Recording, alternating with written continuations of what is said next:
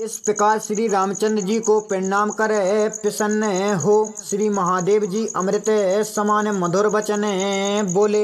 हे पार्वती, तुम धन्य हो, तुम्हारे समान उपकारिणी कोई नहीं है। सिया राम, तुमने श्री रामचंद्र जी की कथा का जो प्रसंग पूछा है वह समस्त लोगों को श्री गंगा जी के समान पवित्र करने वाला है।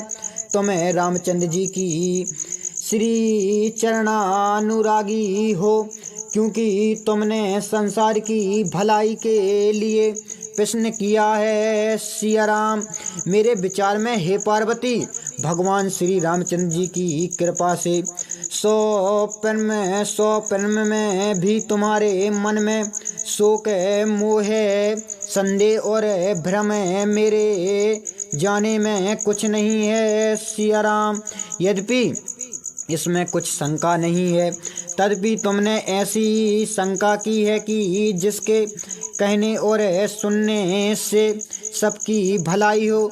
जिन्होंने भगवान की कथा अपने कानों द्वारा नहीं सुनी है, उनके कान वैसे ही हैं जैसे सर्प का बिल हो। सिया राम, जिनके नेत्रों ने संत जनों का दर्शन नहीं किया है, उनके नेत्र मोर पंख नित्य की गिनती में हैं और बेसर काड़ू भी तुम्बी के समान है, जो गुरु और भगवान के चरणों पर नहीं झुकते। सिया राम, जिन लोगों ने विष्णु की भक्ति को हृदय में धारण नहीं किया है, वे प्राणी जीवित रहते हुए भी मृतक तुल्य हैं।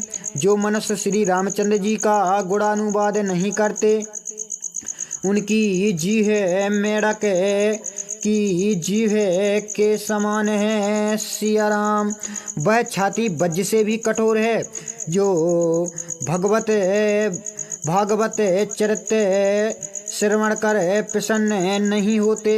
हे पार्वती, राम जी की लीला सुनो, जो देवताओं का हित और दैत्यों को मोहित करने वाली है। सिया राम, भगवान रामचंद्र जी की कथा सुंदर कामधेनु के समान है, जो सेवन करने से सब सुखों को प्रदान करती है। संत जनों का समाज देवपुरी के समान है, ऐसा जानकर इसे कौन ना सुनेगा। सिया राम, श्री रामचंद्र जी की कथा सुंदर हाथों की ताली के समान है, संशय रूपी पक्षी को उड़ाने वाली है।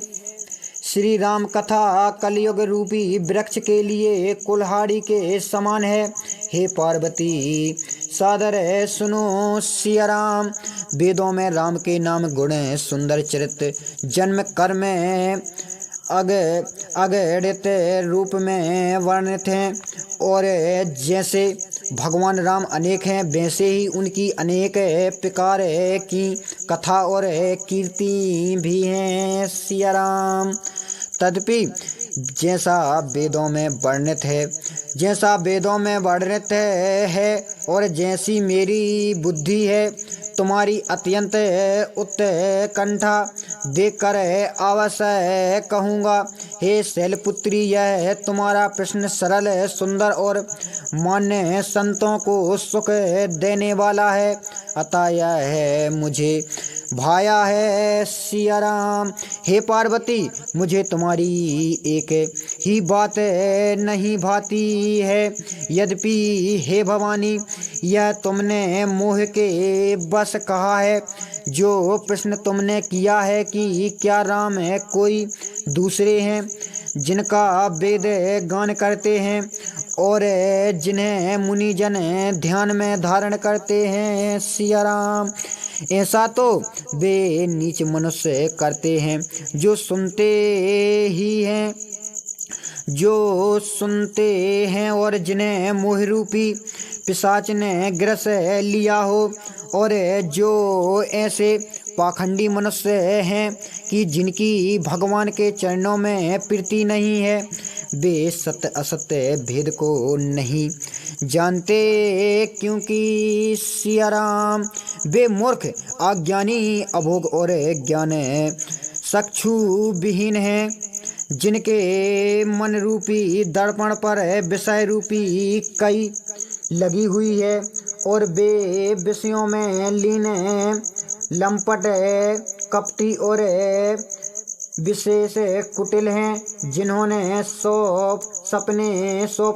सपने में भी सत्य पुरुषों की सभा नहीं देखी है। सिया राम वे लोग वेद प्रतिकूल वचन कहते हैं, जिनको हानि लाभ कुछ नहीं दिखाई पड़ता। सिया राम कारण है कि उनका मन रूपी दर्पण साफ नहीं है और वे शास्त्र रूपी नेत्रों से रहित हैं। तब भला वे बिचारे श्री रामचंद्र जी के इस रूप को क्या देख सकते हैं। वे तो यूं ही व्यर्थ की बातें करते हैं, क्योंकि उनको निर्गुण और सगुण का विचार नहीं है। सिया राम भगवान की माया के बस में पड़ा हुआ सारा संसार भ्रमित है। उन्हें कुछ कहते हुए भी अघटित नहीं है, क्योंकि बकवादी भूत बंधवा में पड़े और मत वाले लोग सवाल कर वचन नहीं बोलते। सिया राम ऐसे लोग महान मोह रूपी मंदरा पिए रहते हैं, उनके कहने की और कान नहीं देने चाहिए। सिया राम ऐसा अपने हृदय में विचार कर सब संशय को छोड़े श्री रामचंद्र जी के चरणों का भजन करो। हे पार्वती सुनो मेरा यह वचन, भ्रम रूपी अंधकार को नष्ट करने को सूर्य की किरणों के समान है। सिया राम सगुण और निर्गुण में भेद नहीं है। मुनिजन और वेद पुराण तथा बुद्धिमानों का ऐसा ही कहना है कि जो निर्गुण और अजन्मा है वही भक्तों के प्रेम वशीभूत हो सगुण हो जाते हैं। सिया राम वो गुणों से रहते हैं, वह सगुण कैसे जैसे जल से बर्फ अलग नहीं है। जिसका नाम है मोह रूपी अंधकार को दूर करने के लिए सूर्य के समान है, उसको मोह का प्रसंग कैसे कहा जाए। सिया राम इस प्रकार सच्चिदानंद श्री रामचंद्र जी सूर्य के समान है, जहाँ मोह रूपी रात्रि का अवलेख नहीं है। जो भगवान स्वभाव से ही प्रकाश रूप हैं, वह विज्ञान का प्रतः काल नहीं होता। सिया राम हर्ष विषाद ज्ञान अज्ञान अंधकार और अभिमान ये तो समस्त जीवों के धर्म हैं। श्री रामचंद्र जी तो सर्वव्यापी ब्रह्मा है।